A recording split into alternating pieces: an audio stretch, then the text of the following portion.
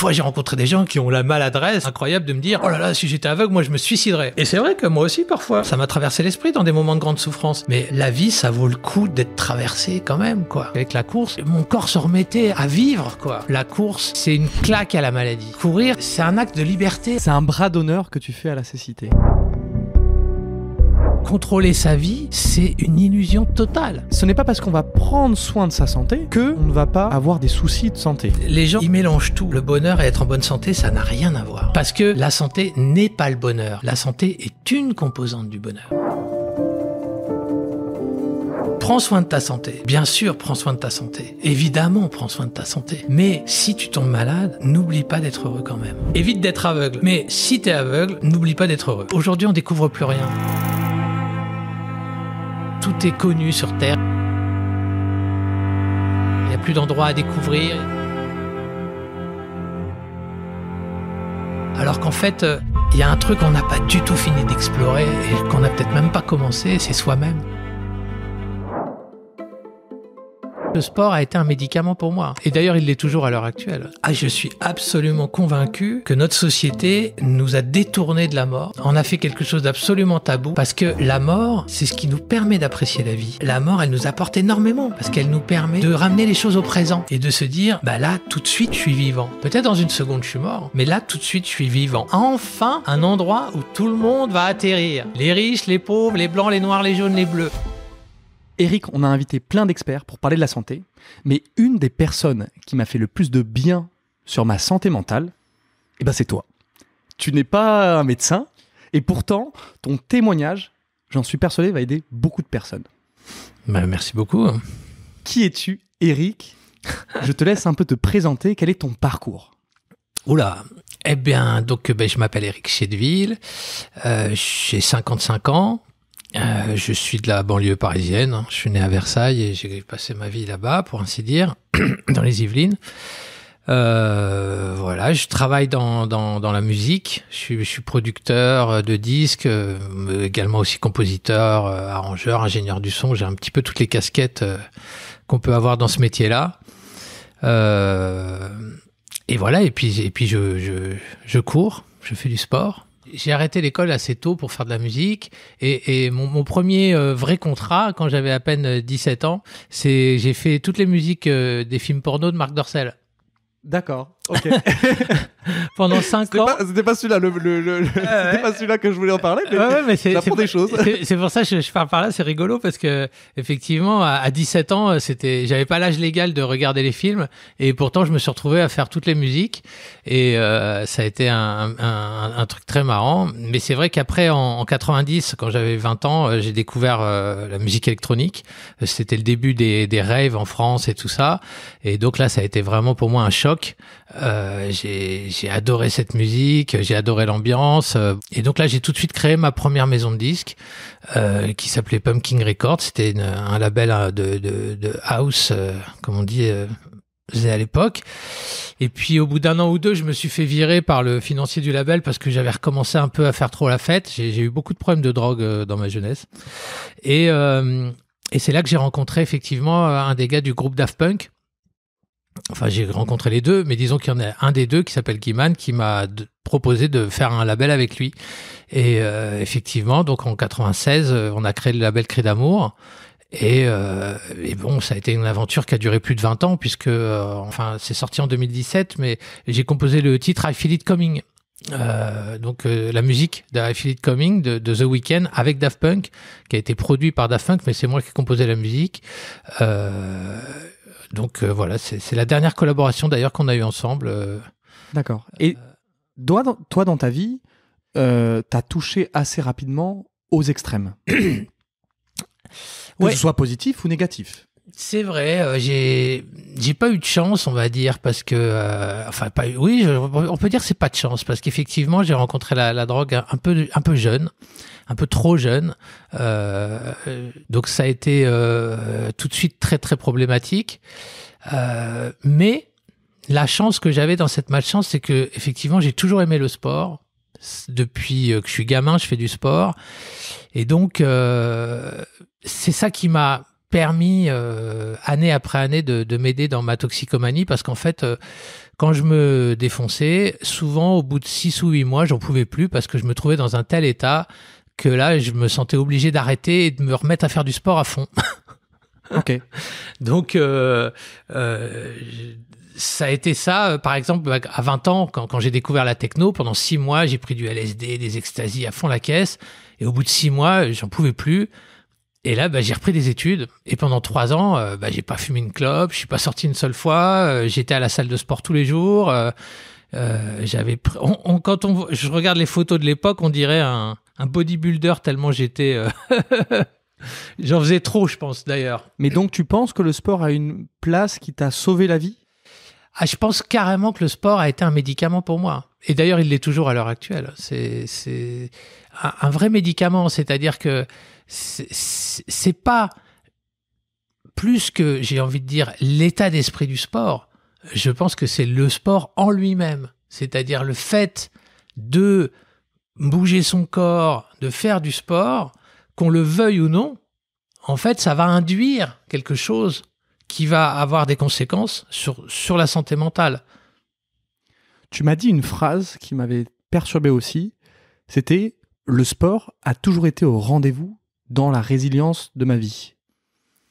Bah oui, c'est ça. C'est-à-dire qu'à chaque fois que vraiment j'ai eu des difficultés, que j'étais dans des impasses, oui, le sport était là pour m'aider à remonter la pente, quoi.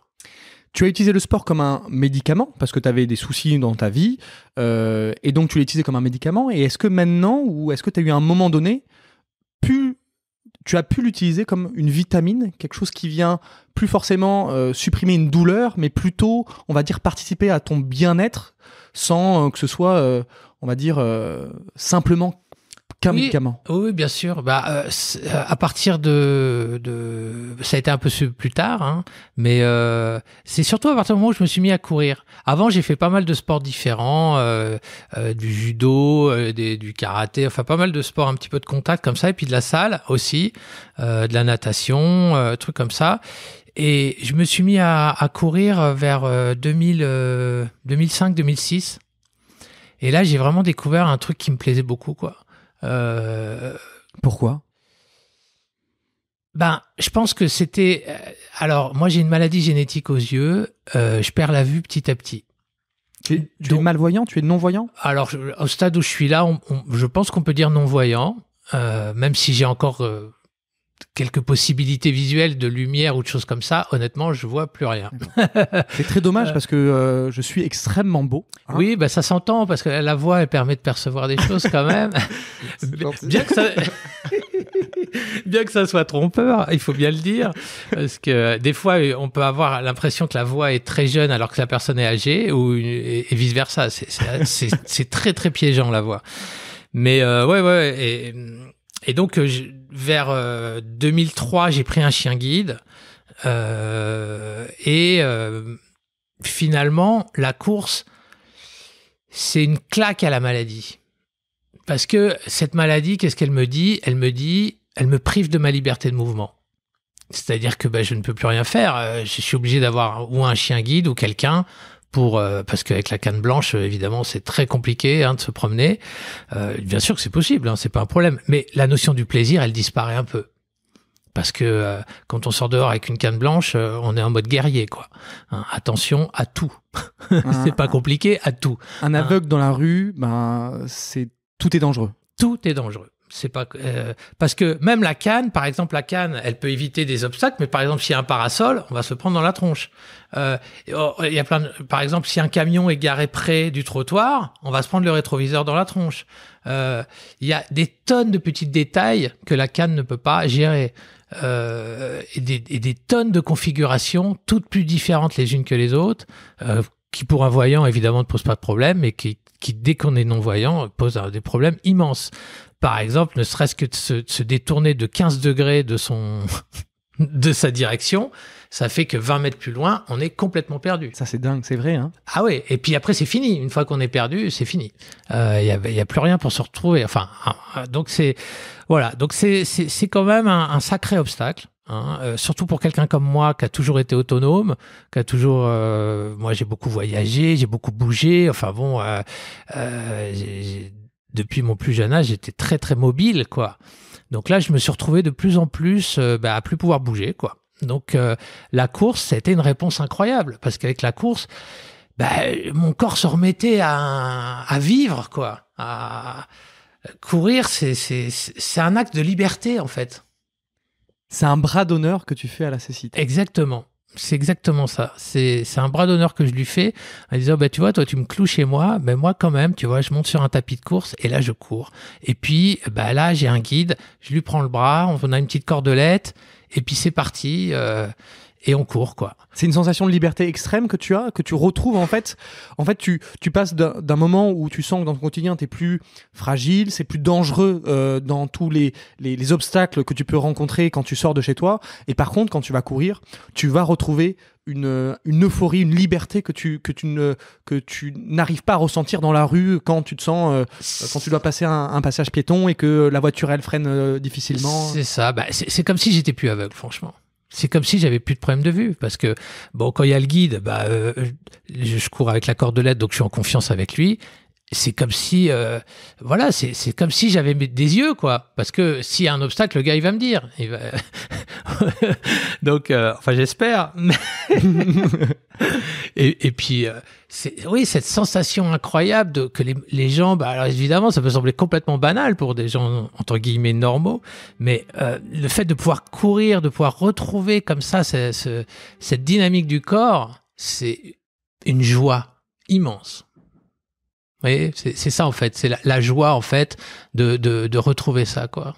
C'est exactement ça, c'est de se dire que tu retrouves la joie, le plaisir de retrouver ton corps qui bouge à une intensité. C'est ça. Malgré le fait que tu aies un des sens qui est impacté. C'est ça. Et effectivement, dans ces années-là, en 2006, quand j'ai commencé à courir, assez rapidement, j'ai vu que ça progressait, quoi. Et puis j'ai trouvé, grâce à l'association Valentin Houy, des guides. Et puis là, j'ai commencé, j'ai fait le semi-marathon de Nogent, le semi-marathon de San Sebastián en Espagne, j'ai fait les 20 km de Paris, j'ai fait le Paris-Versailles, et c'était génial, quoi. J'étais vraiment hyper heureux, quoi. Et il y a une grosse différence entre toi et, par exemple, tes amis qui, eux, sont moins sportifs. Est-ce que tu as remarqué, toi, un changement quand tu prends en âge par rapport à tes copains ? Hélas, oui. Disons que il y a deux types. Il y a mes copains qui ont fait les mêmes conneries que moi et qui n'ont pas arrêté. Alors, pour ceux qui sont encore vivants, parce qu'il y en a déjà beaucoup qui sont plus là, mais pour ceux qui sont encore vivants, hélas, ils sont vraiment pas dans de bons états, quoi. Ou alors beaucoup de problèmes de santé, cancers divers et variés, et aussi beaucoup de problèmes cognitifs. Perte de mémoire, paranoïa, enfin plein de problèmes, quoi, plein de problèmes. Donc franchement, la drogue, c'est très sympa quand on est très jeune et si ça dure pas longtemps. Mais si ça commence à durer un peu longtemps, ça devient une catastrophe vraiment terrible. Ce qui me fait rire, c'est que quand même, bon, je vais pas forcément valider tes propos parce qu'on est quand même un média de santé, mais mais c'est quand même très drôle ce que tu dis. Non, j'encourage évidemment pas à se droguer, c'est vraiment une catastrophe de la drogue. Après, moi, c'est mon parcours, donc je vais pas cracher dessus non plus. Je veux dire, ça n'a pas apporté que des choses négatives dans ma vie. D'ailleurs, le simple fait d'avoir été obligé de mener ce combat contre cette maladie, parce que finalement, c'est une maladie, hein. Et finalement, j'ai eu 2 grosses maladies dans ma vie, quoi. J'ai eu cette maladie aux yeux, et puis cette toxicomanie qui a été vraiment un boulet pour moi pendant de nombreuses années. Il m'a fallu au moins 15 ou 20 ans pour sortir de cet enfer. Alors, l'avantage, encore une fois, c'est que grâce au sport, j'y étais pas en continu. Parce que j'alternais, en fait, j'alternais ces périodes finalement de chute, où je tombais dans la drogue, et puis ces périodes où je me relevais et je faisais du sport. Donc, je pense que c'est vraiment ça qui a permis qu'année après année, je gagne du terrain et qu'un jour, je finisse par vraiment gagner le combat. Même si on considère que le combat n'est jamais gagné, hein, moi j'ai coutume de dire que je suis un toxicomane qui se drogue plus. Ça fait maintenant bientôt 20 ans, 17 ans que je touche plus à rien. Donc voilà, c'est quand même, ça m'a apporté beaucoup de choses, tous ces combats. Ça m'a apporté beaucoup de choses. Moi, je vais avoir une question, c'est qu'est-ce que t'as apporté la leçon donc de ta toxicomanie, si j'arrive à le dire, et le fait de connaître les extrêmes? Ben, ce qui est intéressant, c'est que bon, la toxicomanie, c'est une maladie, donc ça nous apprend à connaître notre corps. Parce que quand on est accro à l'héroïne et qu'on a mal partout, on commence à bien comprendre où se trouve le foie, où se trouve le dos, etc. Donc, y a un rapport au corps dans cette maladie qui est intéressant. Et après, quand on veut en guérir, bah, finalement, on cherche plein de solutions. Donc, on va chercher dans la nourriture, on va chercher dans le sport.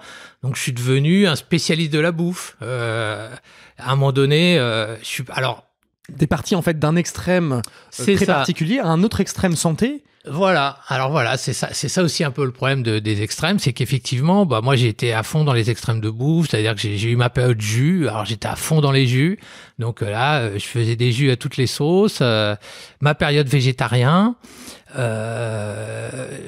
super aussi, sauf que être végétarien ça s'improvise pas. Non. Et je pense que c'est aussi pour ça que je me suis beaucoup blessé.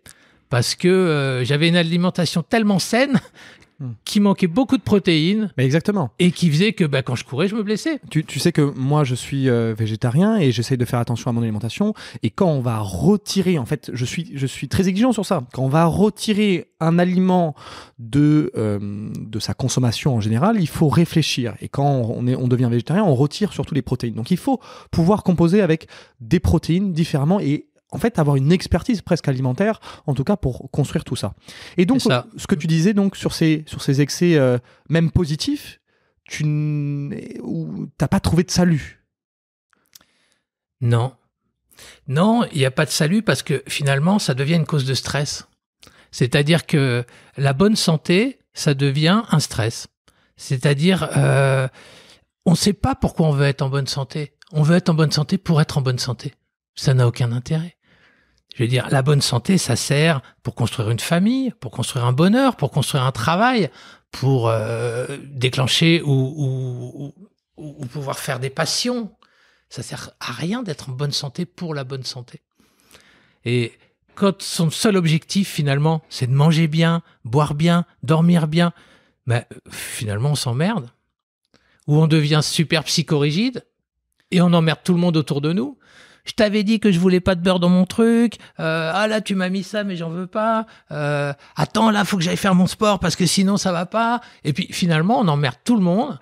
Et donc on est en bonne santé, mais on ne vit plus. Voilà. Et on crée du stress. Et c'est pas le but. Tu sais que c'est quelque chose que je retrouve beaucoup. Et puis moi, je pense que je suis encore dans cette phase d'équilibre dans ma vie où nous, on a une chaîne, un média santé. Donc, autrement dit, c'est ce qu'on essaye d'inculquer aux gens. Mais je pense que, encore une fois, dans ton discours, il y a du vrai parce que, en fait, on oublie trop que la santé mentale, c'est aussi la santé qui est importante. Et quand on va être dans un extrême même de santé, eh bien, on va oublier que, en fait, le plus important, c'est de construire, oui, une vie plutôt santé, mais c'est pas grave de se faire plaisir à des moments, ce n'est pas grave de profiter, et surtout, on la construit sans le fait de vouloir contrôler vraiment les choses. Moi, je pense que c'est ça le problème, c'est le contrôle. Quand j'observe la nature, l'harmonie n'exerce pas de contrôle. C'est une relation très autonome. On voit bien dans la nature, je veux dire, ça bouge de partout, voilà, et pourtant c'est harmonieux. Personne n'exerce de contrôle. Donc, contrôler sa vie, c'est une illusion totale. Est-ce que je peux dire à mon cœur, tiens, vas-y, tu peux ralentir de 4 BPM, s'il te plaît? Est-ce que je peux dire à mon foie, tiens, s'il te plaît, là, un peu plus de bile parce que j'ai mangé trop gras? Est-ce que je peux dire à mes reins, tiens, vas-y? Non, je contrôle rien de mon corps. Et pour tous ceux qui ont fait de la méditation, moi le premier, c'est exactement pareil avec les pensées. Quand on s'arrête et qu'on commence à regarder ce qui se passe dans notre cerveau, on se rend compte que c'est le bordel, que ça va dans tous les sens, qu'on gère rien, ni la pensée qui arrive, ni la pensée qui s'en va. Donc, ça demande un peu d'humilité et de se rendre compte que finalement, le libre arbitre qui est le nôtre, il est malgré tout assez petit. Ça ne veut pas dire qu'il n'est pas important, il est fondamental, mais il est petit. Parce qu'en réalité, on contrôle pas grand-chose de notre vie. Aussi bien intérieur qu'extérieur. Et au reste, tout le monde pourra s'en apercevoir. Est-ce que quelqu'un peut dire que dans sa vie, tout s'est passé comme il avait prévu que ça se passe ? Moi, rien ne s'est passé comme j'avais prévu. Alors oui, bien sûr, dans les grandes lignes, je voulais faire de la musique, je fais de la musique, mais j'imaginais pas du tout le parcours que j'ai fait. Quand j'ai décidé de faire de la techno, j'imaginais pas du tout ce qui allait m'arriver. Donc, on sait pas, en fait. Et je pense que on est très orgueilleux en tant qu'être humain parce que on veut dominer. Et on veut se dominer soi-même et dominer les choses. Et on voit bien où ça nous mène. Ouais. La vie, c'est quelque chose d'absolument pas stable. Donc, il faut pas chercher à contrôler, il faut chercher à harmoniser. C'est complètement différent. Ça n'a rien à voir ni dans la cause, ni dans les faits. Parce que le contrôle, c'est quelque chose de dur, c'est quelque chose d'autoritaire, le contrôle. Le contrôle, c'est j'ai dit si, ça sera comme ça. Voilà. Alors que l'harmonie, c'est quelque chose qui peut se moduler, c'est quelque chose qui est souple, c'est quelque chose qui s'adapte. Et moi, je crois que le corps humain, la plastique cérébrale, elle est faite pour s'adapter en permanence. Et vouloir contrôler quelque chose et vouloir le rendre stable, c'est un non-sens par rapport à la vie, puisque dans la vie, tout est en mouvement. Rien n'est stable. Tu sais, j'ai reçu des patients au cabinet, et cette personne-là, je me rappelle très bien, elle m'avait dit je comprends pas parce que j'ai tout fait bien dans ma vie et j'ai quand même un cancer. C'est ça. Et je lui ai dit je suis désolé de vous l'apprendre, mais s'occuper de sa santé, c'est super bien. Moi, je m'occupe très bien de ma santé, je fais attention à plein de choses, et c'est normal de faire attention à plein de choses, parce que moi, j'ai pas envie de me rajouter tout seul des balles dans mon revolver. La vie, c'est un peu la roulette russe. Hein. Des fois, on se rajoute tout seul des balles dans son barillet, et c'est pas très intelligent. Mais sauf que on vient faire attention sur sa santé, c'est pas pour ne pas tomber malade, c'est d'un point de vue parce qu'on se sent bien, parce qu'on a envie de bien vivre, de bien vieillir, mais ça veut pas dire qu'on ne va pas être malade. Ça veut simplement dire que quand on va être malade, peut-être on a plus de chances de s'en sortir. Quand on va avoir un souci, on a plus de chances d'aller mieux aussi. C'est vraiment de se dire que ce n'est pas parce qu'on va prendre soin de sa santé que on ne va pas avoir des soucis de santé. Les gens, ils mélangent tout. Je veux dire, le bonheur et être en bonne santé, ça n'a rien à voir. Rien à voir. C'est beau, ça. Parce que moi, par exemple, avec cette maladie aux yeux, à ce moment-là, je suis voué au malheur. Parce que quand même, la cécité, c'est un des pires trucs. À un certain niveau, même si ma vie n'est pas en danger. Et la toxicomanie, n'en parlons pas. Je me rappelle, en 97, j'étais dans une période de cocaïne assez intense. Et ça faisait des années que je me redressais, que je retombais, que je me redressais, que je retombais. Et j'étais en train de faire une méditation et je me suis dit, j'en ai marre. J'en ai marre de tout le temps me battre comme ça et que ça marche et que ça marche pas et que ça marche pas. J'admets que je suis un toxicomane, qu'apparemment c'est une maladie grave, que je l'aurai toute ma vie. Je l'admets. Mais par contre, je décide que je serai un toxicomane heureux. Et c'est ça toute la différence. Si vous voulez, c'est que les gens, quand ils vont bien, ils sont contents d'aller bien. Mais le jour où ils vont pas bien, alors là, il n'y a plus personne. Or, c'est précisément quand les choses vont pas bien qu'il faut avoir construit quelque chose. Parce que sinon, on n'est pas capable de faire face. Et le bonheur, c'est quelque chose qui se construit avec la difficulté, avec le malheur. C'est bien, faut bien s'appuyer sur le sol sur lequel on est tombé pour se relever. Hein? Un avion, il décolle que s'il y a la résistance de l'air. Sinon, il décolle pas. Donc, les gens, en fait, ils font des actions pour éviter les difficultés. C'est complètement stupide, parce qu'on ne peut pas éviter les difficultés. De toutes les façons, on va vieillir. De toutes les façons, on va tomber malade. Et de toutes les façons, on va mourir. Ça, c'est sûr. Donc, penser que parce qu'on est végétarien et qu'on fait des marathons, on va pas avoir de cancer, on va pas vieillir, on va pas mourir, parce qu'au fond, c'est un petit peu ça, le petit vélo qui traîne derrière. C'est, moi, je vais aller plus loin que les autres, ou moi, je vais m'en sortir mieux que les autres. Mais quel intérêt? Pas du tout. Mais je trouve que c'est, au contraire, moi je trouve que, enfin, je te rejoins à 100%, mais je trouve que ce discours-là, moi, me rassure sur ma posture de santé. C'est de se dire que on fait ça parce que ça nous fait du bien de s'occuper de soi, ça nous fait du bien de faire attention à sa santé, mais pour bien vivre des moments, pour vivre maintenant des choses intenses. Et je trouve que ton discours, moi, il me fait écho parce que c'est comme un petit peu de dire, ben, on va arrêter de penser qu'on s'occupe de la santé parce qu'on veut devenir immortel, mais on s'occupe de sa santé pour juste mental, physique, et c'est un équilibre à trouver. Pour être bien, quoi. Pour être bien. Voilà, c'est ça. Sans velléité particulière. Tout en sachant que, à n'importe quel moment, on peut tomber malade. À n'importe quel moment, on peut avoir un pépin. Je veux dire. Et parce que le problème aussi de cette manière de penser, c'est la culpabilité. Parce que, comme tu disais, la personne, elle dit, mais je comprends pas, j'ai tout bien fait. Ben oui, t'as tout bien fait, mais la vie, c'est pas ça. Non. Donc, la personne, en plus d'avoir tout bien fait, elle se culpabilise encore. Non seulement j'ai tout bien fait, mais apparemment, ça devait pas être assez bien puisque je suis malade. Mais non, ma petite biche, la maladie, c'est dans la vie. Ça touche tout le monde. C'est incroyable. Donc, évidemment, je suis pas en train de dire, attention, hein, confondez pas mon discours. Je suis pas en train de dire, on s'en fout, faut faire n'importe quoi. C'est pas du tout ça, mon discours. Ce que je veux dire, c'est que il faut bien choisir l'axe dans lequel on a décidé de faire des efforts et pourquoi on va les faire.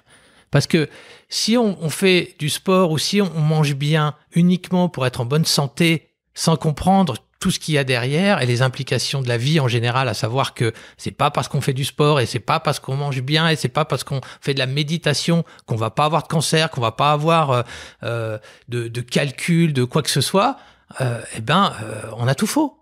Et on va un jour se retrouver devant une immense frustration. Je suis d'accord. Choisir, moi j'aime bien cette phrase que tu viens de dire. Choisir les axes, les batailles de sa santé qu'on a envie de mener, mais aussi se déculpabiliser quand on a envie de se faire plaisir. Ça. Il y a 10 jours, je me suis retrouvé aux urgences. Super mal au dos, qu'est-ce qui m'arrive, tout ça. Je me retrouve aux urgences, sous morphine. Alors déjà, je me dis, ouais, sympa. Pour un vieux toc, c'est quand même cool de se choper un petit coup de morphine gratos. J'étais très content. Et puis, donc après le scanner, on m'annonce que j'ai un caillou de 2 cm dans la vésicule biliaire et qu'il faut m'enlever ma vésicule. Pas de problème. Et du coup, je vais en parler à ChatGPT et je lui dis, mais alors, un truc pareil, qu'est-ce qu'il faut que je fasse? Est-ce que ça veut dire que j'ai pas bien mangé à Noël, etc. Et il me dit, mais non, un caillot comme ça, tu l'as construit sur 10, 20, voire 30 ans. Donc, c'est ça que je veux dire, c'est que la santé, il y a plein de petits rendez-vous santé. Il y a le rendez-vous si par exemple j'ai mal dormi tout de suite. Il y a le rendez-vous de dans 10 ans si j'ai eu tel comportement. Enfin, vous voyez, et puis dans 30 ans, et puis dans 40 ans. Je veux dire, la santé, elle a différents timings. Elle n'a pas juste le timing du jour. Il y a des choses qu'on fait sur plusieurs décennies. Comme un calcul de vésicule biliaire, par exemple, apparemment, j'ignorais. Mais donc, c'est pas parce que j'ai mangé bien depuis 5 ans que le truc, il s'est arrêté.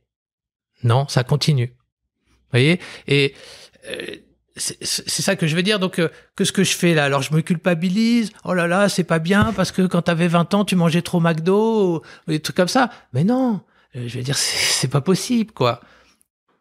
Par contre, je peux très bien me dire, bon, bah, ok, il y a ça. Donc, à partir de maintenant, je vais essayer de faire un peu plus attention quand même. Voilà. C'est un signal. Mon corps me dit, tiens, là, regarde ce que tu as fabriqué. Après, une autre personne qui mangera la même chose que moi, pendant 30 ans, si ça se trouve, n'aura rien. Parce qu'encore une fois, la santé, c'est beaucoup plus complexe que j'ai bu un verre de vin, j'ai une cirrhose. Moi, je l'ai vu tout de suite au niveau de la course. Par exemple, au niveau de la course, tant que j'étais dans un mode « je veux courir, je veux y arriver, je veux ci, je veux ça », je me blessais tout le temps. C'était dingue. Je veux dire, à partir du moment où j'ai suivi votre programme déjà, et où j'ai arrêté d'être dans ce comportement de performance. On va revenir alors, pardon, je te coupe. On va revenir sur la course. Alors, explique-moi un petit peu donc ton parcours. Donc, tu m'as dit que tu étais coureur, tu commençais à perdre aussi la vue, que tu as commencé à courir, et tu as un parcours avec la course à pied qui est, on va dire, particulier, parce que tu t'es beaucoup blessé. C'est vrai que en fait, il y a un moment donné où j'ai abandonné parce que donc j'ai commencé à courir vers 2006-2007 et jusque 2012 à peu près, j'ai pas mal couru, j'ai fait pas mal de courses, vraiment j'adorais ça. Et puis à partir de 2012-2013, j'ai rebossé beaucoup avec avec Guiman là du groupe Daft Punk et donc j'ai beaucoup moins couru. Le 2014, c'était l'année des Grammy, donc il y a eu beaucoup de voyages à Los Angeles, tout ça, enfin bon bref, plein de choses. Et puis à la suite de tout ça, j'ai fait un genre de burn-out et c'est là que j'ai décidé de quitter la région parisienne et je suis parti vivre en Bretagne. Et là, donc j'avais arrêté la course pendant à peu près 2 ans et j'ai décidé de m'y remettre. Et là, les problèmes ont commencé parce que je me blessais. Je me faisais des tendinites régulièrement et je comprenais pas pourquoi. Alors en plus, j'ai essayé plein de trucs, comme j'ai essayé de courir pieds nus, j'ai essayé des tonnes de trucs. Essayer de trouver des solutions magiques pour répondre à ton problème. Voilà, alors je comprenais pas. Je me faisais des boissons, céleri, betterave, enfin tous les trucs qu'on voit sur toutes les chaînes YouTube pour éviter ce genre de trucs. Et il y avait rien à faire. Je dépassais pas 5 km, quoi. Même une fois, je me rappelle, ça m'avait sidéré. Je courais sur mon tapis de course comme ça, et ça faisait même pas 10 minutes, un quart d'heure que je courais, quoi. Et paf, j'ai les 2 mollets qu'on lâché d'un coup. Comme ça, quoi. Et alors aujourd'hui, maintenant que j'analyse, je comprends mieux. Je pense que effectivement, j'étais tellement dans l'excès de la nourriture bio, sain, tout ça, qu'en fait, je bouffais plus de protéines. Mais je faisais n'importe quoi, en fait. Et t'étais dans l'excès aussi quand tu courais. Et puis j'étais dans l'accès parce que, alors ça aussi, c'est que j'ai compris il y a pas longtemps justement en regardant une vidéo d'un neurologue qui expliquait que le cerveau n'était pas capable de comprendre l'âge. Et donc effectivement, moi je courais comme si j'avais jamais arrêté. Donc j'étais incapable de me dire attention, maintenant tu as dépassé 50 ans, t'as plus 20 ans, donc tu pars pas à 10 km/h. Et puis tu y vas progressivement. Alors que moi, le jour où je courais 20 minutes, je me disais demain 40. Tu sais, donc effectivement, je me blessais. Tu sais ce qu'on appelle avec, on appelle ça avec Raph, on l'appelle le droit à l'erreur. C'est-à-dire que quand on est jeune, quand on a 25 ans, eh bien, si on fait une erreur d'entraînement, eh ben, on a 90% de chances que ça se passe bien, que on ne soit pas blessé, et 10% de chances de se blesser. Mais sauf que plus on prend en âge, plus le corps prend du temps à s'adapter. Et donc là, par contre, quand on fait une erreur d'entraînement à 50 ans, eh ben, les chiffres s'inversent. On passe à 90% de chances de se blesser et 10% de chances que ça se passe plutôt bien. C'est vrai. Et ça, on le remarque pas parce que le cerveau ne va pas se sentir vieillir. On se sent toujours à 20 ans presque dans le cerveau. Mais par contre, le corps, lui, il peut faire des choses extraordinaires. Il peut continuer à bouger. Mais par contre, il va avoir besoin de beaucoup plus de progression dans tous les domaines que l'on commence en tout cas. C'est ça. Ça, c'est ce que j'ai compris grâce à vous. Clairement. T'es gentil. Non, mais clairement, j'avais laissé tomber, honnêtement. Je m'étais reporté sur le yoga, je faisais de l'apnée aussi. T'avais abandonné complètement la course à pied, ouais. Alors que, en tout cas, c'était un des plus grands plaisirs de liberté. Ouais, j'avais abandonné, j'avais remplacé par la marche. Mais c'est pas du tout la même sensation, okay. Même si c'est très sympa de marcher, ça n'a rien à voir avec la course. Mais oui, j'avais abandonné, puis j'avais fini par croire qu'au fond, toutes ces idées reçues sur c'est pas bon pour le dos, c'est pas bon pour les articulations, c'est pas bon pour ci ou ça, j'avais fini par croire que c'était probablement vrai et que donc à mon âge, il fallait mieux que je passe à la marche nordique ou je sais pas, j'en sais rien, des trucs comme ça quoi. Donc j'avais laissé tomber. Ouais, j'avais laissé tomber. Je vous dis, remplacé par le yoga, l'apnée, la méditation. D'ailleurs, avec le yoga, on se blesse aussi, soit dit en passant. Mais bon. Et voilà. Et en fait, quand je suis revenu en banlieue parisienne, il y a 2 ans de cela, j'ai un gars qui est venu dans mon studio et qui m'a dit, tiens, on parlait santé comme ça, il me dit, oh là là, j'ai vu une vidéo comme quoi on aurait 1 milliard de battements de cœur, enfin que c'était programmé et tout. Je dis, ah bon, c'est intéressant, vas-y, passe. Et puis donc j'ai écouté cette vidéo du cardiologue qui était effectivement très intéressante. Et en plein milieu de la vidéo, comme ça, là, un peu comme un petit diable qui sort de sa boîte. C'était moi. Voilà. J'entends, si vous avez 50 ans et que vous voulez courir, venez, c'est par ici. Nanana. Alors là, je me dis, non, mais je rêve.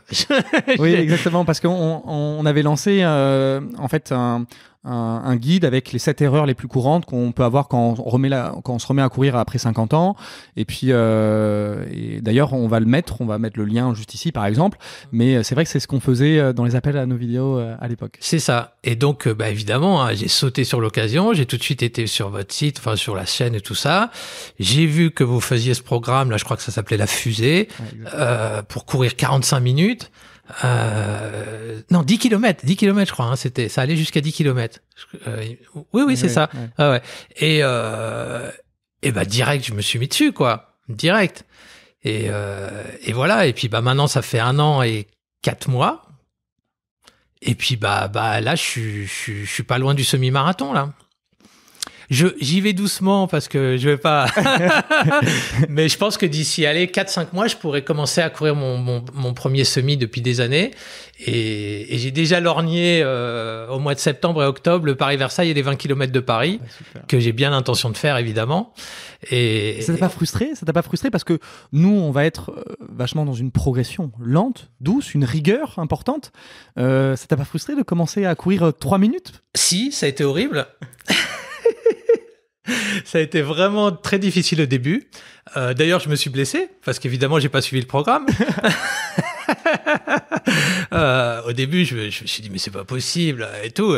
Et puis j'ai sauté 1 semaine et puis boum, je me suis blessé.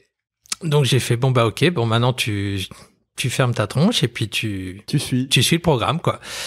Et puis, au bout de 3-4 mois, je courais 20-25 minutes.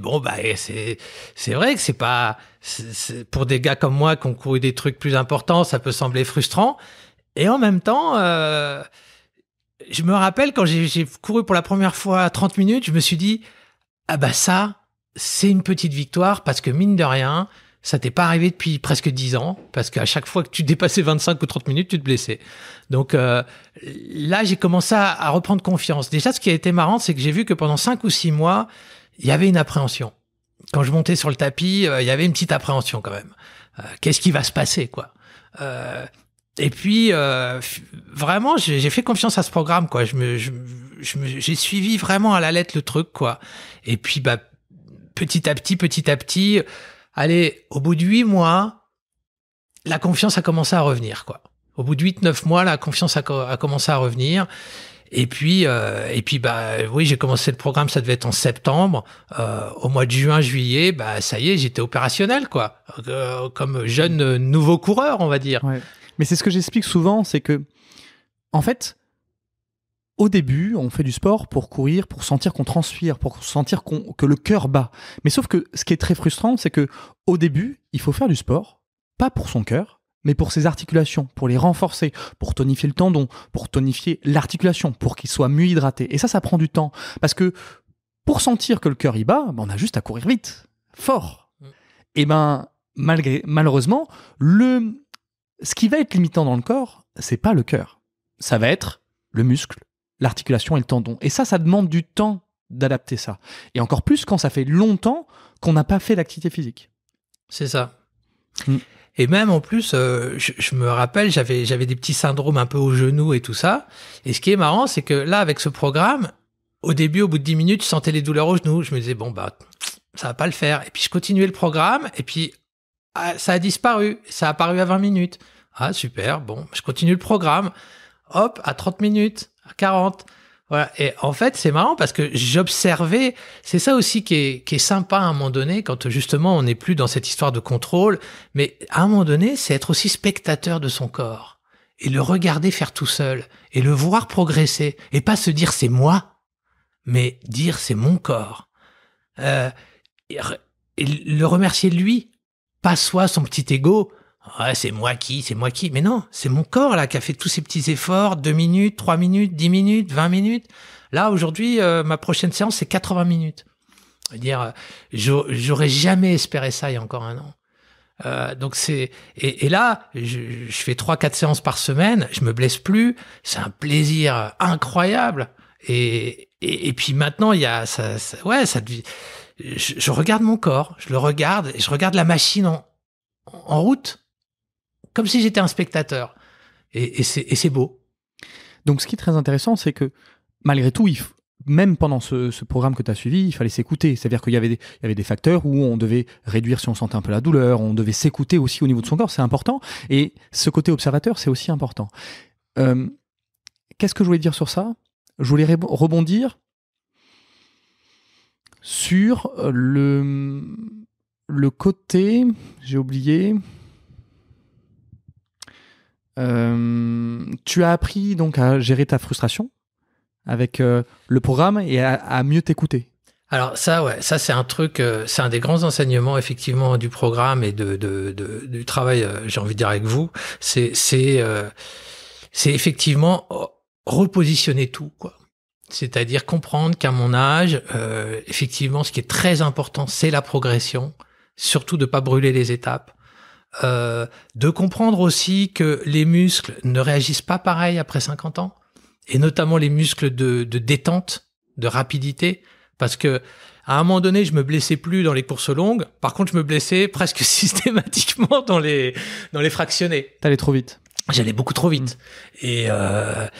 Et donc, ça m'est même arrivé une fois de monter sur le tapis en étant conscient que j'allais me blesser, en me disant, là, c'est sûr, je vais me blesser. Et effectivement, je me suis blessé. Tu as suivi les conseils de GG Raph. Non, c'est parti, on y va à fond. Voilà, c'est ça. Et je me suis dit, mais parce que c'est ça, parce que des fois, ben finalement, le cerveau, il est pas d'accord. Il dit, non, moi, je veux quand même, comme un gosse gâté, qu'en fait, hein. Il est là, il tire sur le corps en disant, non, vas-y. Mais le corps, non. Parce que il faut respecter le corps, il faut respecter une progression. Et est-ce que, pardon, je te coupe, est-ce que tu avais à ce moment-là plutôt une stratégie, le fait de vouloir toujours plus, une stratégie plutôt de performance dans la course à pied et pas forcément une stratégie donc d'apprentissage, de plaisir, de retrouver une évolution progressive et pas forcément de foncer Ouais, tout à fait d'accord. Je pense qu'effectivement, c'est ça. Je pense qu'au départ, j'étais encore dans cette dans ce désir de performance, dans ce désir ouais, c'est ça, et de contrôle, de performance et de contrôle. C'est moi qui dirige ma course, c'est moi qui dirige ma santé, c'est moi qui dirige, c'est moi, toujours. Alors que ce programme, il m'a appris, comme je disais, à plus finalement observer. Hein, parce que finalement, c'est pas moi qui décide. J'ai juste à regarder ma feuille. Bon, aujourd'hui, c'est, allez, bon, bah voilà, 5 minutes marche, 40 minutes course, 5 minutes marche. Bon, bah allez, hop, c'est parti. Et donc, c'est intéressant parce que ça me décharge d'une certaine façon de la responsabilité. Et puis, ça m'a permis effectivement, d'apprendre, de mieux m'écouter, de mieux entendre, de comprendre que quand il y avait une blessure, il faut s'arrêter tout de suite. Il faut pas forcer. Toutes ces tas de petites choses, finalement, que quand on est jeune, comme tu disais tout à l'heure, c'est pas si important parce qu'effectivement, on récupère vite ou on passe à côté parce que, voilà, on est jeune, mais que quand on a un certain âge, on passe plus à côté. Si on fait une erreur, boum. Non, mais c'est du bon sens, mais ça. Sauf qu'on ne l'écoute pas. Et en fait, quand on va avoir une douleur, quand on va avoir une raideur, ben peut-être que ça va être l'articulation qui va commencer à évoluer. Il faut prendre le temps de l'écouter, cette articulation qui évolue. Peut-être qu'il faut diminuer un petit peu l'intensité. Peut-être qu'il faut voir comment il réagit après. Et puis, on module constamment, on s'écoute et on progresse avec son corps. Et encore une fois, je le répète encore une fois, la progressivité, le fait de partir plus doucement, le fait d'augmenter progressivement pour respecter le temps d'adaptation des articulations. Ça met du temps quand même, hein. Ça met du temps parce que... Là, dans le cerveau et dans les articulations. Voilà, c'est ça. Là, quand même, bon, bah, ok, je suis à 1h20 de course, mais n'empêche que pour ça, il m'a fallu 1 an et 4 mois à raison de 3-4 séances par semaine. Donc, ça a été très, très progressif. Votre programme, au départ, il commence avec 2 ou 3 minutes de course. C'est l'horreur. Moi, quand j'ai vu ça au début, je me suis dit, waouh, ça va être chaud. Je vais pas passer à la page 8. Ouais, voilà, c'est ça. Mais, et au début, bon, ben, Au début, voilà, j'ai passé un peu au-dessus et puis je me suis blessé. Et finalement, en suivant le truc, à un moment donné, on commence à se sentir bien, on commence à prendre confiance et là, ça devient vraiment un vrai plaisir. Et là, maintenant, au stade où j'en suis, honnêtement, c'est vraiment du plaisir parce que il n'y a pas de recherche de performance. Il y a plus tout ça. Là, si je veux courir un semi ou si je veux courir tout ça, c'est pas du tout, c'est pas un but sportif. C'est autre chose. T'apprécies le chemin. C'est un kiff. Okay. Voilà, c'est un vrai kiff, quoi. Se dire d'être là avec les gens autour, parce que je connais la sensation. Je me rappelle quand il y a plein de coureurs autour, tout le monde, la sensation de courir dans Paris sur les quais, tout ça. Voilà, c'est du plaisir, c'est du bonheur.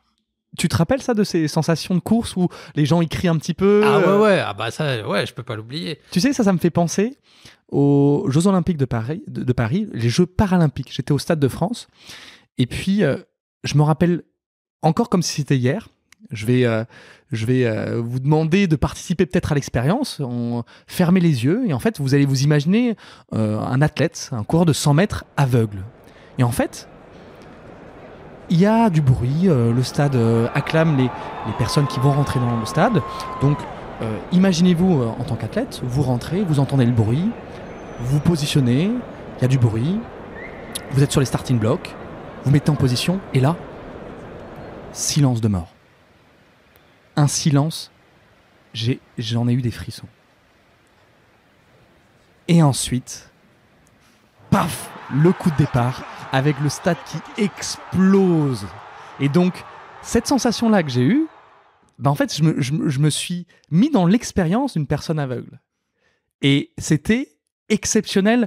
Les sons qu'on entendait étaient décuplés et c'était incroyable. Ah, c'est fantastique, hein. Tu le sens, cette foule, ce dynamisme quand tu cet été, j'étais donc en vacances sur l'île de la Réunion et j'ai vu qu'il y avait une course à un 10 km et je venais juste de finir mon programme. Donc j'étais bon, quoi, normalement. Mais en même temps, j'avais couru tout le programme sur tapis. Donc c'était quand même une petite appréhension. Ouais. Est-ce que je peux courir sur du dur? Est-ce que, enfin voilà, terrain normal, machin. Et puis il me fallait des guides. Et comme je m'étais inscrit à une salle de sport pour pouvoir courir, j'ai demandé à la salle de sport et là ils m'ont trouvé 3 jeunes kinés, hyper sympas qui m'ont proposé de me guider sur la course. Donc c'était 3 boucles de un peu plus de 3 km. Chacun a fait 3 km et j'ai eu alors d'habitude, on court avec un seul guide. Là, j'ai eu la chance d'en avoir 3. Et c'était dingue parce que, bon, déjà le public, incroyable. Ils voient qu'on est handicapé, tout ça. Donc peut-être ça les galvanise eux aussi. J'en sais rien. Mais en tout cas, là, j'ai vraiment vu aussi ce côté du sport qui est...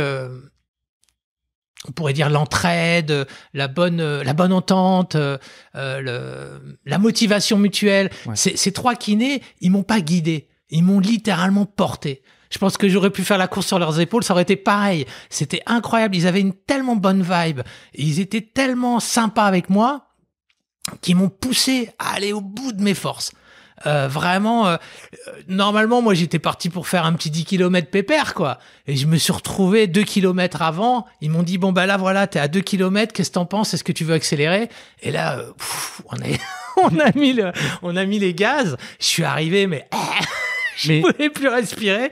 Mais j'ai eu cette victoire incroyable. J'ai fait ces 10 km en 1 heure 4 minutes, qui pour moi était une vraie performance. Évidemment, pour d'autres, c'est pas grand-chose, mais pour moi, c'était incroyable, quoi. Je m'attendais pas du tout à ça.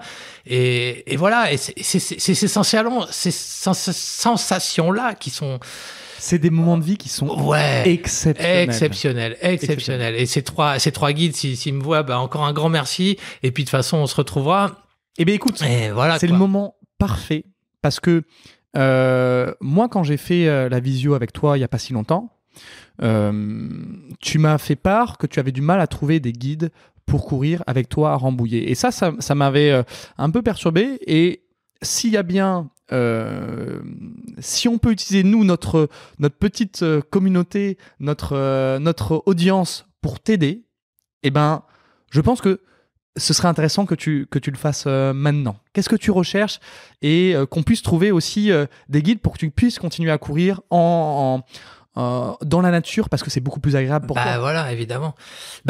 Oui. Explique-moi un petit peu ta problématique. C'est très gentil, merci beaucoup. Voilà, je cherche des gens pour me guider, pour courir à Rambouillet, où moi j'habite le Perret en Yvelines, donc c'est juste à côté. Pas forcément souvent, hein, même une fois par mois, déjà, ça serait merveilleux pour moi. C'est très facile le guidage, hein, faut pas croire. C'est juste une petite cordelette et des petits trucs. Je veux dire, on n'est pas obligé de courir, de faire du trek. Hein, et on peut aller au parc de Rambouillet. Voilà, c'est très très facile et c'est pas difficile.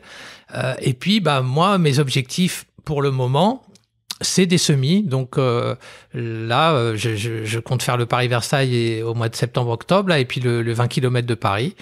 Donc voilà, parce que quand j'ai fini mon programme de 10 km, je vous ai appelé en disant ça y est, j'ai fini. Qu'est-ce que je peux faire maintenant? Et puis vous m'avez envoyé un programme pour le semi que je suis à la lettre et que j'aurai fini a priori donc vers le mois de mai, quoi. Tout en t'écoutant, non, là cette fois-ci j'ai retenu la leçon. Hein, et puis en fait c'est ça aussi, petit à petit, sans que je m'en rende compte, je suis passé de l'angoisse à l'appréhension, à la confiance, puis au plaisir. C'est-à-dire que au début j'avais tout le temps peur, après je commençais à être un peu dans l'expectative, et puis petit à petit j'ai pris confiance, et puis maintenant c'est du plaisir. Maintenant je sens mon corps, je me dis pas que d'un seul coup il va me lâcher, comme ça m'était arrivé en Bretagne, sans que je comprenne pourquoi. Là je sais où il en est, je sais ce que je peux lui demander, je sais ce que je peux pas lui demander. Et donc voilà, donc maintenant on est potes, lui et moi. Ouais. C'est plus moi qui essaie de l'employer comme un esclave. Ce qui est intéressant, c'est que certains restent bloqués dans la peur, avec l'appréhension, les croyances qu'on peut avoir sur les dangers, les pseudo-dangers des articulations, qu'on essaye de revoir et de répéter à longueur de journée avec Raph en disant que non, en fait, on peut courir, que c'est très bon pour les articulations. Les études ont montré qu'il y avait plus de glycoaminoglycans au niveau du dos, c'est-à-dire que c'est des molécules d'hydratation qui est plus importante que... derrière, au niveau des articulations, on a des articulations plus fortes, on a moins de risque d'avoir des prothèses de genoux et de hanches. Le corps, il faut arrêter de le voir comme une voiture qui s'abîme. Il faut le voir comme un modèle biologique plus que mécanique. Oui, il y a une importance avec la mécanique. Si on fait trop de courses à pied, c'est pas bon pour les articulations. Et dans les études, ils ont montré que les professionnels ont plus de soucis d'articulation.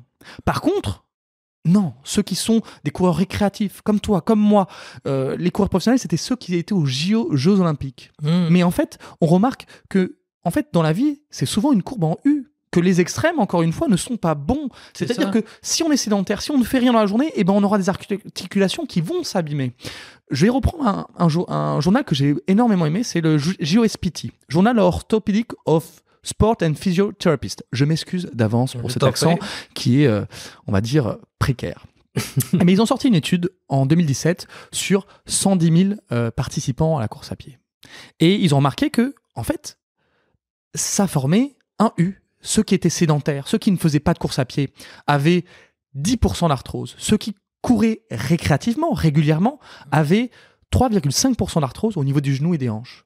Donc une chute qui était drastique par rapport à ceux qui étaient sédentaires. Et ça remontait pour les coureurs, on va dire, plus confirmés. Donc, encore une fois, le corps n'est pas une voiture de sport. Le corps, c'est des marqueurs biologiques, c'est des choses qui changent. Et globalement, ce qu'il faut, c'est de la progressivité, surtout quand on est débutant. Mais par contre, certaines personnes vont rester dans cette peur, dans cette fragilité de pas découvrir son corps. Et c'est vrai que ça peut être dommage. Ouais, c'est vraiment dommage parce que moi, grâce à vos vidéos et justement toutes ces petites explications là, vous expliquez même qu'il y a des études qui montrent que c'est même meilleur que la natation pour le dos ou des choses comme ça. Oui, ça c'était rigolo. Oui, c'était rigolo. Il y a plein de petites choses très intéressantes dans vos vidéos. Je dis pas ça pour. Et oui, et c'est un peu étrange parce que ça prend un peu à contre-pied certaines idées reçues. Mais ceci dit. Vous savez, quand on regarde les médecins, le malade imaginaire, c'est une caricature aussi de la médecine, etc. Où on voit les médecins avec des chapeaux pointus, etc. Aujourd'hui, c'est pareil. Je veux dire, quand la médecine dans 200 ans regardera notre médecine aujourd'hui avec un petit rire en coin, probablement. Donc, le problème, c'est qu'on croit toujours qu'on sait tout. Hippocrate disait que votre premier médicament soit votre alimentation. Il avait probablement pas tort.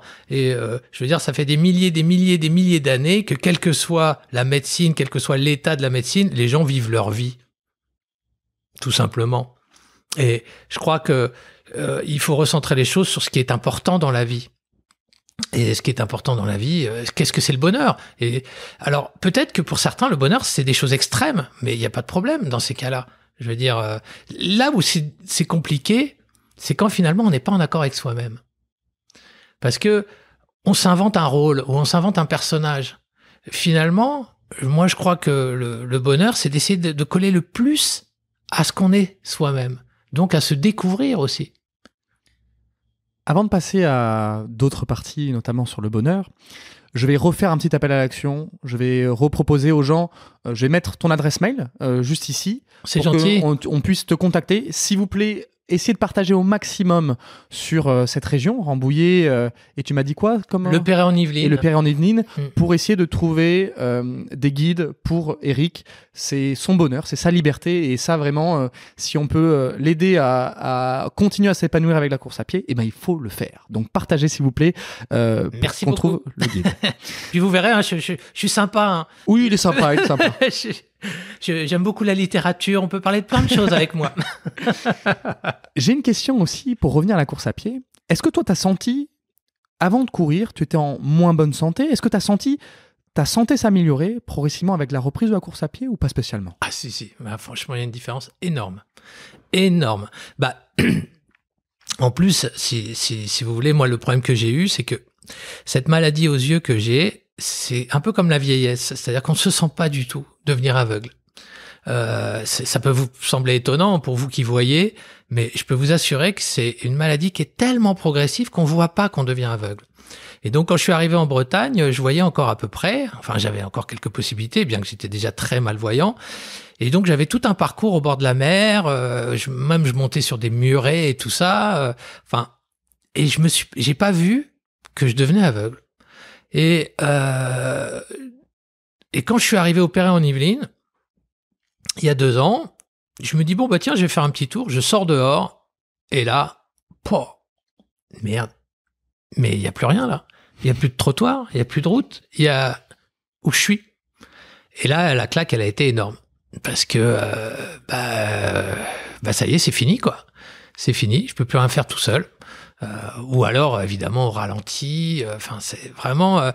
Et donc, la première année, en plus, c'est très compliqué parce qu'on venait de déménager. J'avais pas mon studio d'enregistrement, donc il a fallu faire des gros travaux chez moi, etc. La première année, je suis quasiment pas sorti de chez moi.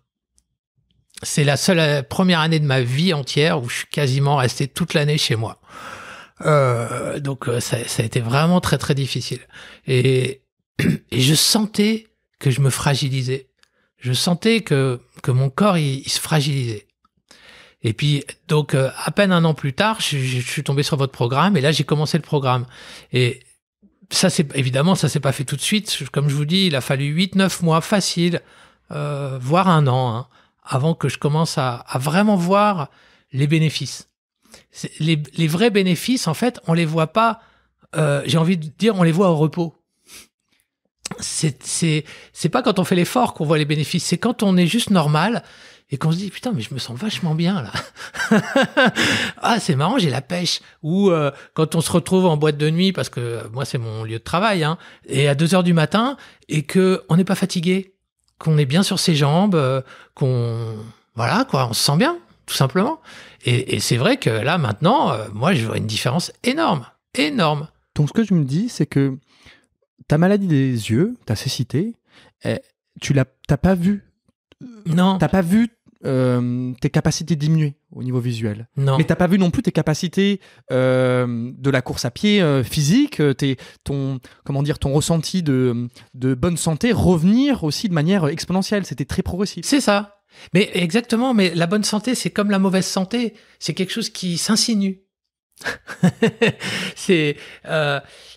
voilà, à un moment donné, si on fait des efforts dans le bon sens, c'est un peu comme si on montait une montagne. On voit pas, on a le nez sur ce qu'on est en train de faire, on grimpe centimètre par centimètre. Peut-être à un moment donné, on peut être découragé. Mais à ce moment-là, il suffit de s'arrêter, de se retourner, et là, waouh, j'ai déjà grimpé tout ça.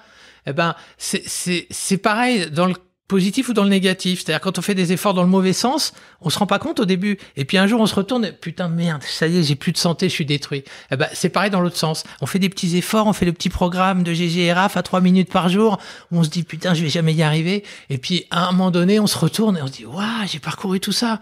C'est génial. Voilà. Et je pense que les performances, c'est toujours plus sympa de les découvrir plutôt que de les obtenir par un effort de volonté absolu. Même si, bien sûr, c'est toujours sympa, particulièrement dans la jeunesse, de se donner des objectifs, etc. C'est même très important. Mais je pense que quand on arrive à l'âge avancé, il faut apprendre à nuancer les choses. Et de toutes les façons, la volonté, les objectifs, c'est une question de caractère. Et ça, on sait qu'on les a. Donc, arrêtons, mettons-les un peu de côté et passons à d'autres choses. Découvrons les paysages de notre corps, de notre esprit, et regardons un peu comment ça fonctionne. Et puis... Profitons. Parce qu'en fait, on peut en profiter. C'est ça qui est génial. C'est que, moi, c'est ça que je suis en train de découvrir. C'est que là, à 55 ans, honnêtement, je me sens en super forme, quoi. En super forme, clairement. Ça fait plaisir d'entendre. Ouais, parce que c'était pas le cas il y a encore 1 an et demi. Donc, il faut pas non plus 10 ans. Je veux dire, 1 an et demi, c'est rien. C'est pas grand-chose, quand même. Qu'est-ce que tu conseilles à une personne qui va t'écouter, qui... fait pas de sport, qui est assez sédentaire, qui n'a pas encore goûté à cette joie de prendre soin d'eux, qui n'a pas trouvé forcément le temps de s'occuper de soi, qu'est-ce que tu peux lui conseiller? Quelle première petite étape, toi qui t'as aidé dans tous tes parcours et tes obstacles? Bah, déjà, la première chose, moi, je pense, déjà, c'est ne pas se culpabiliser. Je veux dire, ne pas se dire, c'est pas bien ce que je fais, c'est pas bien, je bouge pas de chez moi, c'est pas bien ci, c'est pas bien ça. Je veux dire, au lieu de toujours dire c'est pas bien, plutôt dire qu'est-ce qui serait bien. Au lieu de mettre le doigt, d'appuyer, parce que moi, si on m'appuie là comme ça, 1 fois, 2 fois, 3 fois, ça va, quoi. Mais si on passe son temps à m'appuyer, à un moment donné, je vais faire arrête, j'en ai marre. Ça va être agaçant. Ça va être agaçant, voilà. Donc moi, je crois qu'il faut arrêter de tout le temps se harceler soi-même. C'est beau, ça. Oui, parce qu'en fait, on se harcèle. Hein. C'est pas bien, t'as pas fait si bien, tu t'es pas levé à l'heure, tu regardes trop la télé, tu fais pas assez ci, tu fais trop ça. C'est toujours pas assez ou trop. Non, cool, Raoul. C'est être le deuil d'être satisfait et puis avancer. Essayer d'être proactif. Un pas après l'autre. Un pas après l'autre. Un pas après l'autre. On a le temps de changer. Et on a le temps. Et en plus, je veux dire, comment dirais-je, encore une fois, les choses s'harmonisent. Donc, on va pas tout changer du jour au lendemain. Je veux dire, il faut prendre un peu de temps pour faire les choses bien. Comme d'ailleurs, il faut aussi un peu de temps pour faire les choses mal des fois. Donc, il faut s'accepter tel qu'on est. C'est très important. C'est le point de départ. Si on veut arriver à un endroit, il faut savoir d'où on part. Si on se trompe du point de départ, on se trompera sur le point d'arrivée. Donc, j'ai envie de se dire, il faut apprendre à se connaître soi-même et s'accepter tel qu'on est. Et après, en fonction, on peut moduler son caractère et comprendre que un défaut peut devenir une qualité et si on sait l'utiliser. Et tout le monde en est capable de et ça. Tout le monde en est capable, bien sûr, absolument tout le monde. Sauf que, évidemment, je veux dire, il faut s'accepter tel qu'on est. Moi, je suis aveugle, je vais pas commencer à faire de la boxe. Ça serait un peu con, quoi. Donc, il faut s'accepter tel qu'on est. Moi, je suis aveugle, je vais pas faire de la boxe. Donc, mais ça veut pas dire que je peux pas être heureux. Ça veut juste dire que tel que je suis, ma façon à moi d'être heureux, ça va être une autre solution que de faire de la boxe. Alors après, si je veux pas comprendre et que je veux absolument faire de la boxe, alors là, c'est un peu triste. C'est un peu comme un prunier qui voudrait être un poirier ou un poirier qui voudrait être un fraisier. Vous voyez, non, un poirier, ça reste un poirier. Et s'il n'est pas capable de comprendre que c'est comme ça que ça fait sa beauté, eh ben, il sera toujours triste.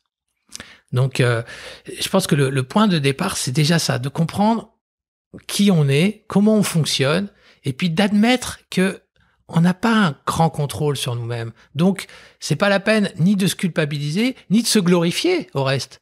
Parce que c'est pareil, finalement, là, moi, je dis, ouais, aujourd'hui, je cours 1h20, mais c'est mon corps qui court 1h20. Moi, je me suis juste mis sur un tapis 3 fois par semaine pendant 1 an et demi, mais quand je disais que j'observe mon corps, je l'observe vraiment et je me rends compte que c'est lui qui fait tout ça. C'est lui et c'est incroyable comme il fonctionne. Et donc, je peux le remercier, mais pas me glorifier.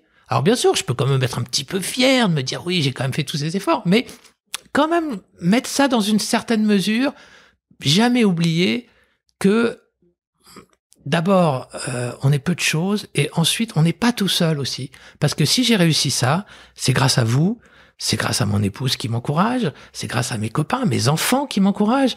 Donc voilà, on est dans une chaîne, on est dans un mouvement. Et je pense que la clé de la progression, c'est déjà aussi l'humilité.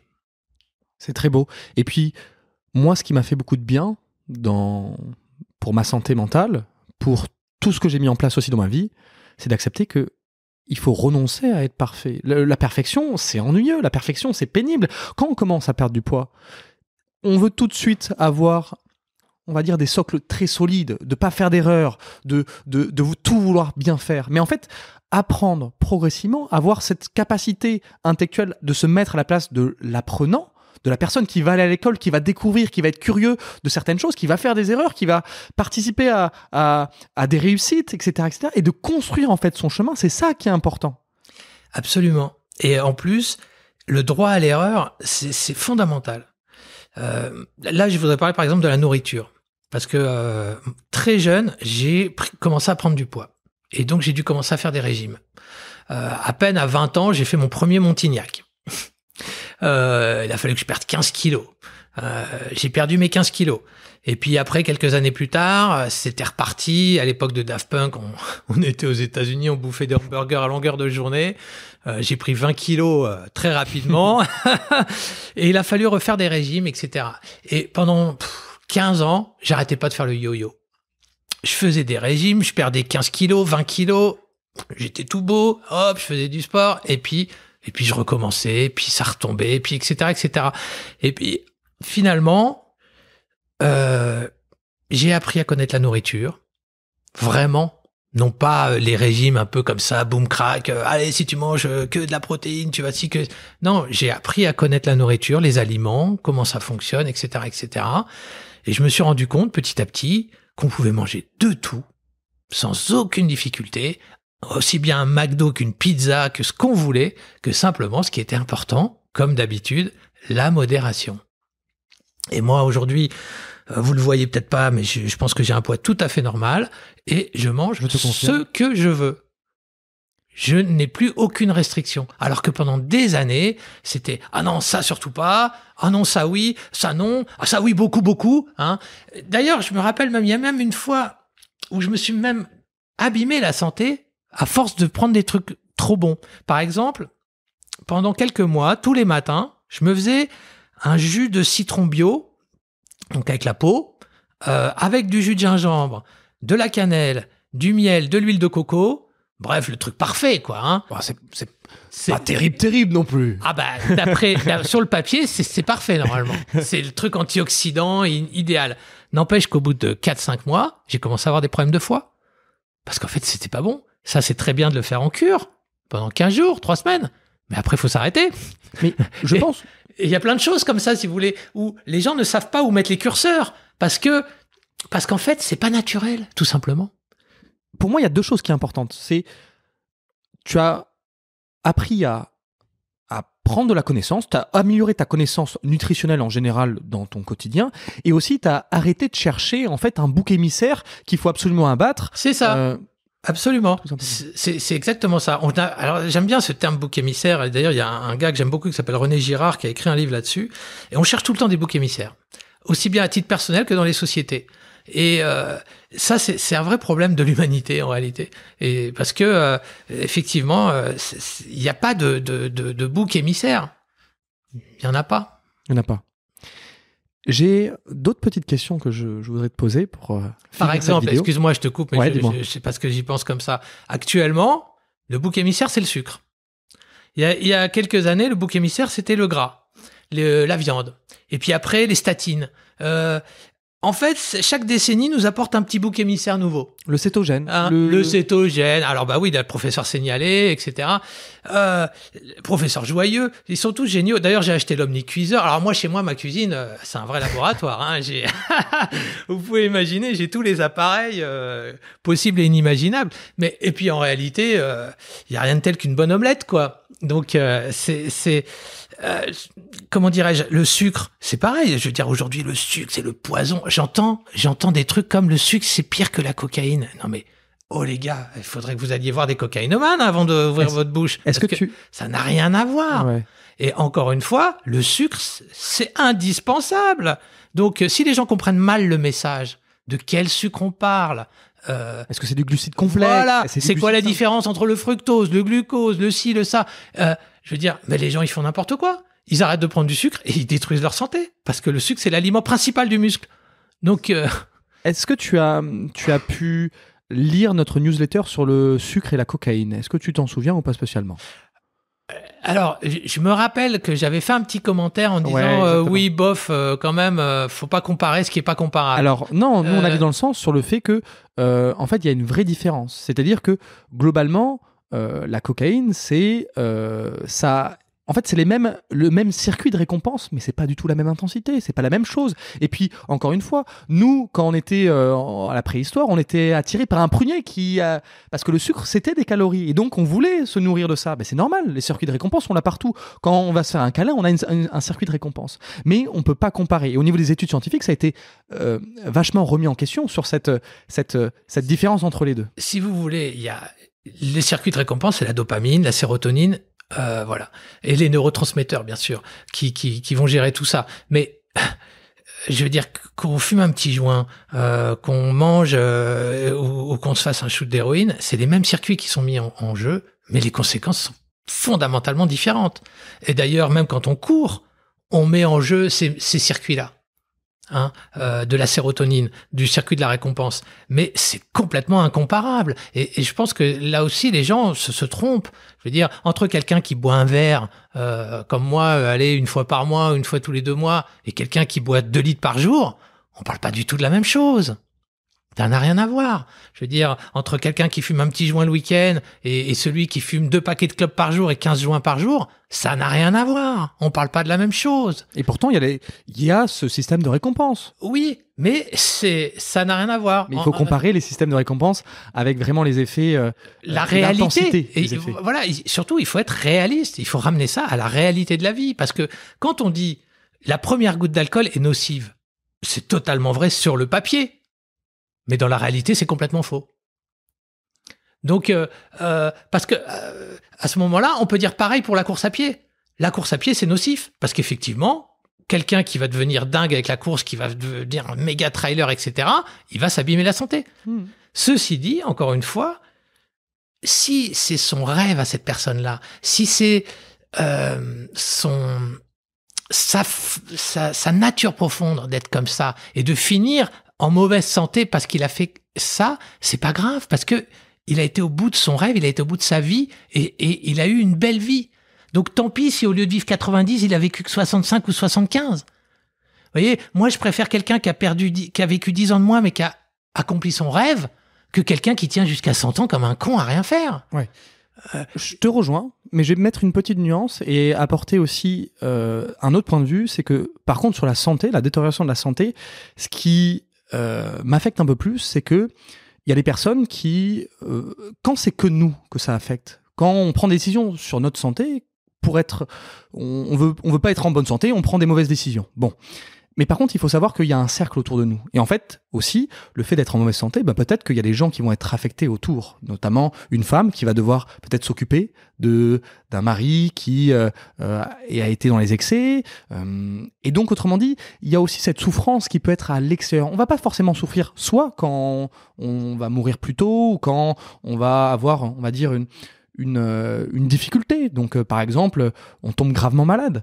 Parce qu'on n'a pas pris soin de sa santé, et en fait, aussi, malgré tout, dans la réflexion que j'aime bien amener aux gens, c'est de se dire que la santé, c'est quand même aussi être altruiste et de s'occuper de son cercle. Et quand des personnes commencent à avoir plus de difficultés quand ils vieillissent, il faut faire attention aussi à son cercle proche. Je suis totalement d'accord avec toi, mais il faut aussi nuancer ce que tu dis dans le sens où tu peux très bien faire tout ce qu'il faut pour être en bonne santé et te retrouver en très mauvaise santé quand même. Je suis bien d'accord.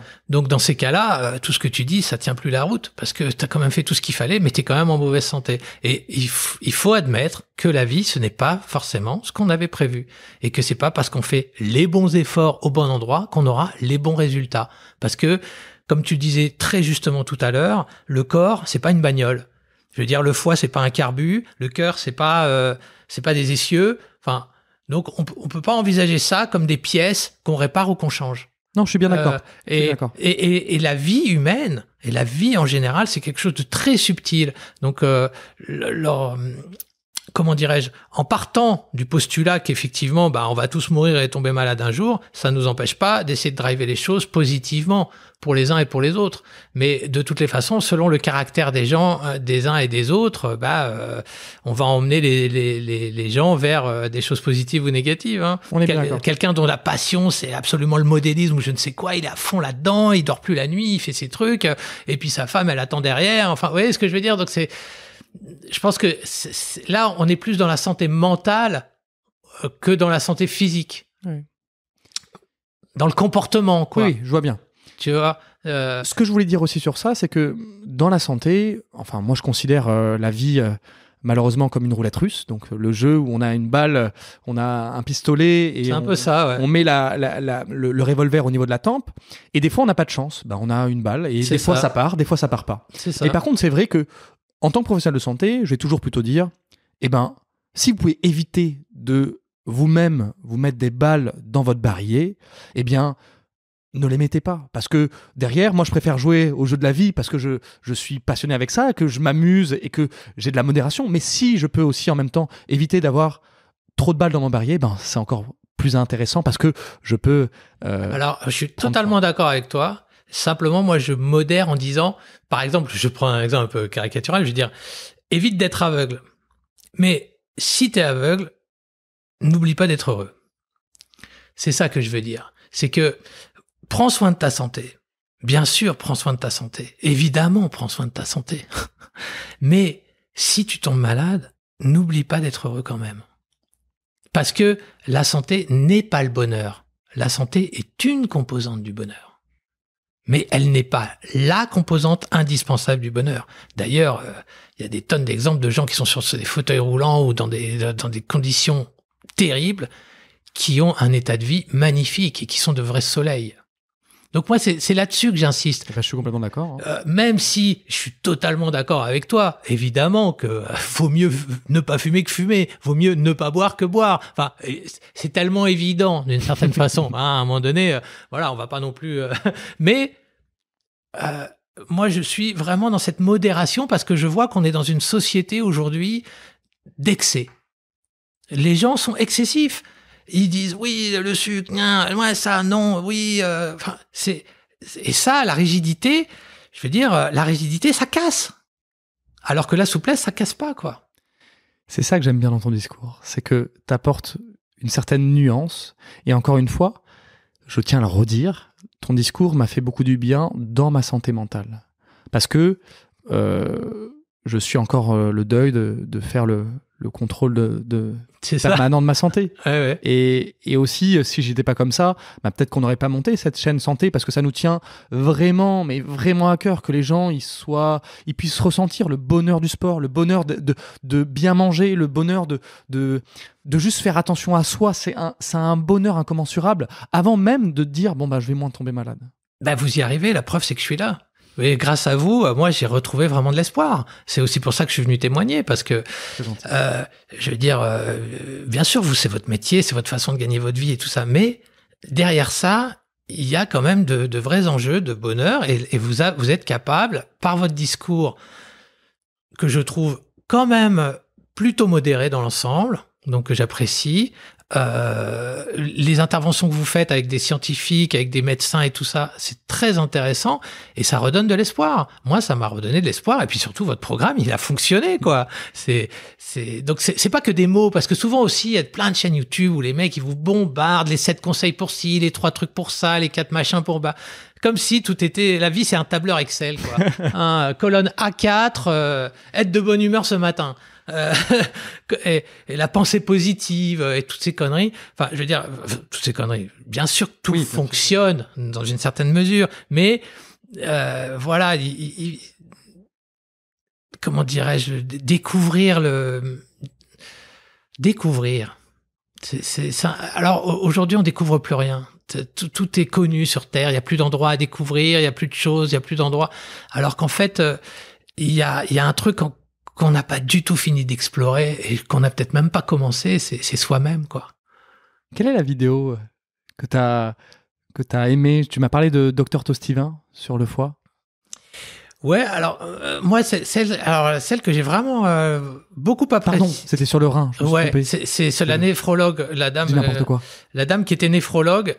Je l'ai beaucoup aimée cette vidéo parce que d'abord, cette dame, elle est vraiment passionnée de ce qu'elle fait, donc ça fait plaisir. C'est toujours agréable d'entendre quelqu'un qui aime ce qu'il fait. Elle a une poésie dans cette façon de s'exprimer j'ai trouvé très belle. C'est-à-dire qu'elle arrive à une façon de décrire les reins qui est quand même quelque chose, a priori, de pas très funky. Elle a une façon d'en parler qui est très poétique, qui est très belle. Donc j'ai trouvé ça super. Et en même temps, j'ai aussi noté des petites choses que je trouve tout à fait caractéristique du temps actuel, c'est-à-dire que pour elle, tout son monde, c'est les reins, quoi. En dehors des reins, il y a rien. Et si on l'écoutait, en gros, si les reins étaient sains, tout le reste irait bien dans le corps, quoi. Et je pense que là, on voit bien qu'on est dans une société de spécialistes où maintenant les gens sont spécialisés que dans un truc. Donc moi, je suis spécialisé du cœur. Donc le cœur, vous avez fait une vidéo avec une cardiologue que j'ai adorée. D'ailleurs, c'est grâce à ça que je vous ai rencontré. Où la cardiologue, elle dit voilà, on a tant de battements par vie et puis point barre. C'est très intéressant comme façon de voir. Mais on voit bien que les gens, ils sont spécialisés. Alors la spécialité, c'est indispensable, mais le problème, c'est qu'un corps, c'est pas 1 + 1 + 1. C'est beaucoup plus complexe que ça. Parce qu'il y a toutes les interactions. Aujourd'hui, on est en train de découvrir les interactions, les communications entre organes. On a pris l'année dernière, je crois, pour la première fois, des photos de neurones qui sont transmises par l'intestin au cœur. Je sais pas comment ils ont fait ça, hein. Mais donc des communications qui ne nous concernent pas puisque ça passe pas par le cerveau.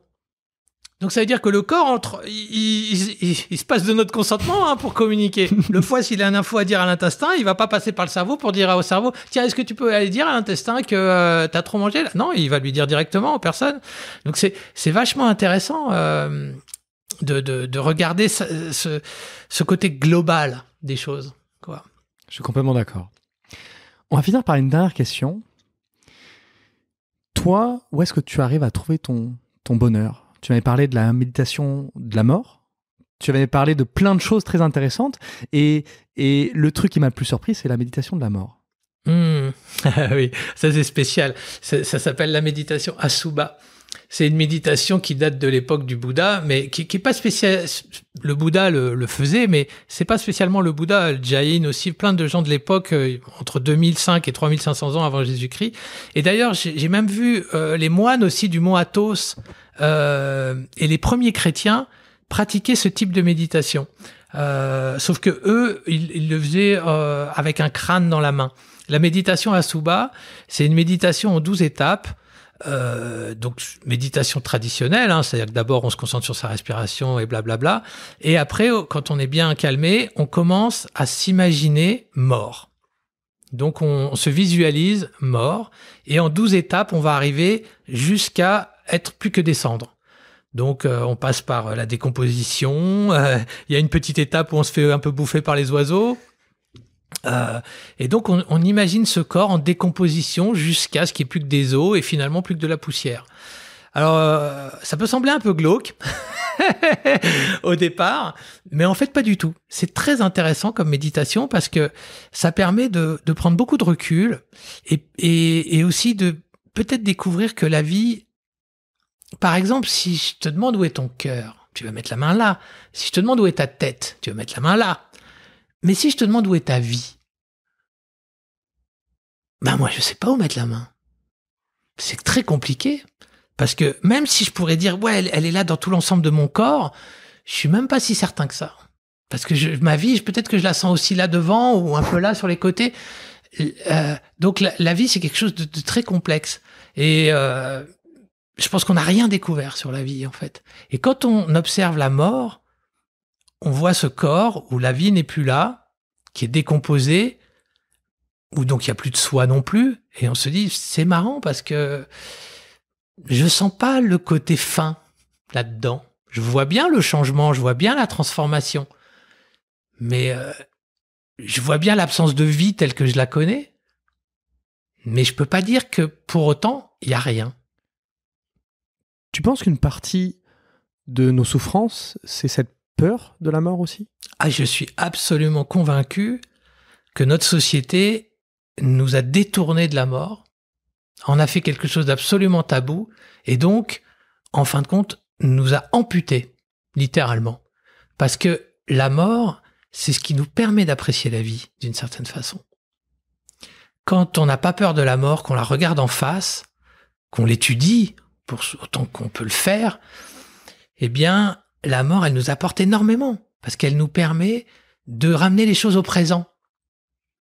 Et de se dire, bah là, tout de suite, là, je suis vivant. Peut-être dans une seconde, je suis mort. Mais là, tout de suite, je suis vivant. Et donc, qu'est-ce que je peux faire avec cette vie? Et donc, d'apprécier beaucoup plus de choses. Le fait de tout le temps détourner la vision de la mort, ça nous empêche de bien comprendre les choses. Et si les gens comprenaient mieux ça, ils seraient peut-être moins excessifs dans la nourriture, dans le sport, dans le caractère. On serait peut-être plus tolérants les uns avec les autres, parce que finalement, on a toujours, moi j'ai remarqué dans ces trucs de bouffe, de sport, il y a toujours ce petit vélo derrière la tête qui dit, moi je vais m'en sortir. Comme si on allait faire exception. Mais non, personne ne fait exception. C'est ça qui est génial d'ailleurs. Enfin, un endroit où tout le monde va atterrir. Les riches, les pauvres, les blancs, les noirs, les jaunes, les bleus. Hein. Donc, c'est très intéressant. Moi, je trouve que c'est un des plus beaux messages, c'est de se dire que faut essayer de se détacher de cette peur de mourir. Et moi, je trouve que ça soulage, au contraire. Ça permet de vivre des moments, de vivre plus de moments, d'essayer d'être curieux, de passer des moments présents qui nous rend heureux avec notre famille, nos amis, d'essayer de faire des choses qui nous participent à notre épanouissement, notamment avec le sport, qui est une ouverture sur le monde qui est exceptionnelle. Absolument, absolument. Profiter de la vie, quoi. La vie, c'est beau, c'est magnifique. Bien sûr, il y a plein de choses très difficiles, très dures. Moi, j'ai vécu la polytoxicomanie, je suis aveugle. Plein de fois, j'ai rencontré des gens qui ont la maladresse incroyable de me dire « Oh là là, si j'étais aveugle, moi, je me suiciderais. » Et c'est vrai que moi aussi, parfois, ça m'a traversé l'esprit dans des moments de grande souffrance. Mais je veux dire, la vie, ça vaut le coup d'être traversée quand même, quoi. Hein, j'ai une femme, j'ai 4 enfants, c'est magnifique. Enfin, je veux dire, en fait, le problème, c'est qu'on veut que tout soit ou tout beau ou tout moche. Mais non, la vie, je veux dire, dans une seule journée, moi, je vais bien 10 fois et je vais mal 10 fois. Donc, c'est ce truc-là qu'on vraiment on n'arrive pas à accepter en tant qu'être humain, c'est ce côté changeant. C'est-à-dire qu'on voudrait que les choses soient stables. Mais non, la vie n'est pas stable. Il n'y a rien dans l'univers qui est stable. Il n'y a pas un truc qui est immobile. On n'a pas une vie, on a 10 000 vies. Probablement. Je veux dire, alors c'est vrai que ça fait très peur, parce que quand on a conscience que tout est en changement et que tout est éphémère et que tout est fragile, il y a une petite notion de vertige. C'est normal, quand même. Je veux dire, on n'est pas des surhumains, on est quand même des êtres fragiles et sensibles, et ça fait très peur, tout ça. Et c'est normal d'avoir peur. Putain, quand même, la mort, la maladie, la souffrance, waouh, ça fait peur, quoi. Donc, mais c'est pas parce que ça fait peur que ça s'apprivoise pas. Donc, c'est comme, j'ai envie de dire, la lumière. Une lumière intensive de premier coup, ça va nous aveugler. Mais si on s'habitue petit à petit, les yeux, ils sont capables d'encaisser une lumière incroyable. Donc, voilà, il faut apprendre à apprivoiser la peur de la mort, la peur de la vieillesse, la peur de la maladie, pour pouvoir composer avec. Et si on compose avec, à ce moment-là, on a une existence qui est quand même beaucoup plus paisible. Bah, tu sais que c'est, encore une fois, je te le répète, je l'ai répété durant cette longue interview, tu m'as fait énormément de bien dans ma santé mentale, de mettre de la nuance, même si nous, encore une fois, je suis en deuil de mon contrôle, hein, c'est sûr. Moi, je sais que ce qui me fait plaisir, c'est de prendre soin de moi aussi, et c'est ça aussi qui me rend heureux, donc tant que ça me coûte pas, ça me va, mais vraiment, cette notion de santé mentale, merci de nous l'amener, je pense que tu vas aider énormément de personnes. Vraiment. Et je tiens à dire aussi que je suis pas plus heureux que toi. Hein. Je veux dire, tu vois, j'ai eu beau faire de la méditation, être un grand philosophe, enfin connaître des tonnes de choses, avoir vécu 1000 expériences, je suis exactement comme toi.